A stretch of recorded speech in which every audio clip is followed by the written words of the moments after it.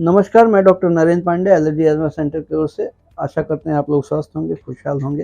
अ आज हम लोग चर्चा करेंगे हल्के में ही ठंडा लग जाना, सर्दी लग जाना, नज़ला हो जाना, खाँसी होना, छींकें होना।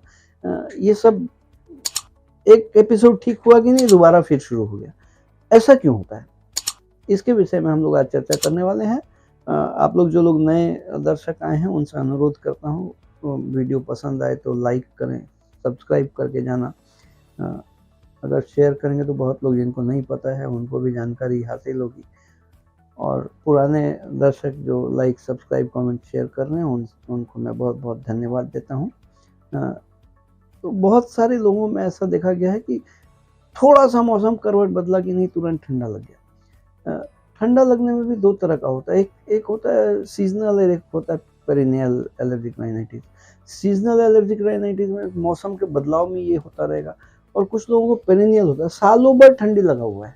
इसमें 2 चीज़ें हैं, एक जो सीज़नल होता है उसमें ज़्यादा से ज़्यादा इफ़ेक्टिव होता है प्लांट पॉलिन, फ़ौना एंड फ्लोरा, क्योंकि अलग-अलग तरह के पेड़-पौधों का अलग-अलग फ्लावरिंग सीज़न होता है। वो जब फ्लावरिंग सीज़न होता है उस मौसम में वो फ्लावर के पॉलिन से हमको ठंडा लगा।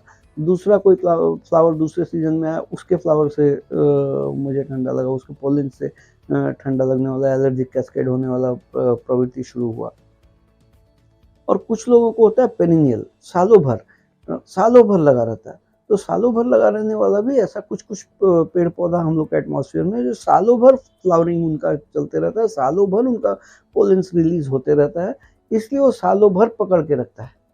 दूसरा इम्पोर्टेंट एलर्जेनिक फैक्टर है अपने indoor air pollution. Indoor air pollution में क्या होता है, जैसे हाउस डस्ट माइट में अपने जो कारपेट्स हैं, ब्लैंकेट हैं, कर्टेन हैं, पुराने जो कपड़े हैं, वूलेन्स हैं, इन सब में हाउस डस्ट माइट रहता है जिसका डस्ट प्रोड्यूस होता है, और अपने भीतर ही घर के अंदर में माहौल में वो हाउस डस्ट माइट का प्रभाव रहता है, जो सांस से हमारे रेस्पिरेटरी ट्रैक्ट में एंटर करके और ये एलर्जी कैस्केड करके ठंडा लगाने वाला प्रवणता शुरू करता है।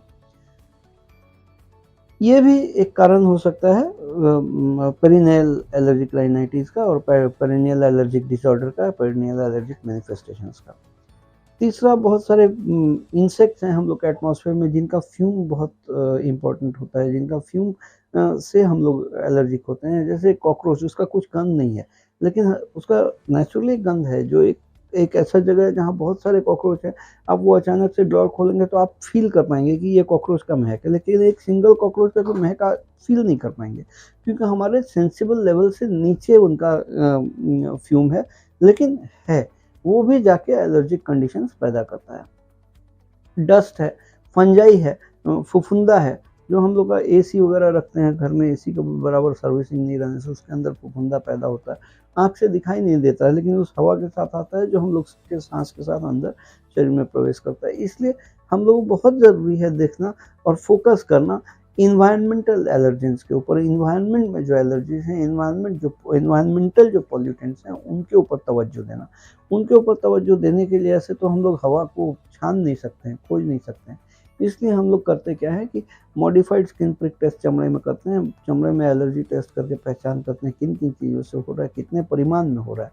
वो जब पहचान हो जाता है उसके बेसिस में हम लोग एलर्जी का वैक्सीन बना के देते हैं। ये एलर्जी का वैक्सीन लेने से ग्रेजुअली धीरे-धीरे बॉडी में इम्यूनिटी डेवलप हो जाने के बाद से इन सब चीज़ों से निजात पाया जा सकता है। इस तरह का परिसेवा अगर आप लोगों को ज़रूरत पड़े तो नीचे दिए गए अपॉइंटमेंट नंबर में कॉल करके अपॉइंटमेंट लेके आके ये परिसेवा ले सकते हैं। और बड़ा असरदार ये इम्यूनोथेरेपी होता है। ये लेने के लिए मैं कोलकाता में allergy asthma centre, Sealdah station के पास मौलाली मज़ार और इंटाली सिनेमा हॉल के बीच में मैं अवस्थित हूँ। आप लोग अपॉइंटमेंट लेके आके ये परिसेवा ले सकते हैं। आज के लिए इतना ही। मैं doctor Narendra Pandey allergy asthma centre की ओर से आप लोग स्वस्थ रहें, खुशहाल रहें, यही आशा करता हूँ।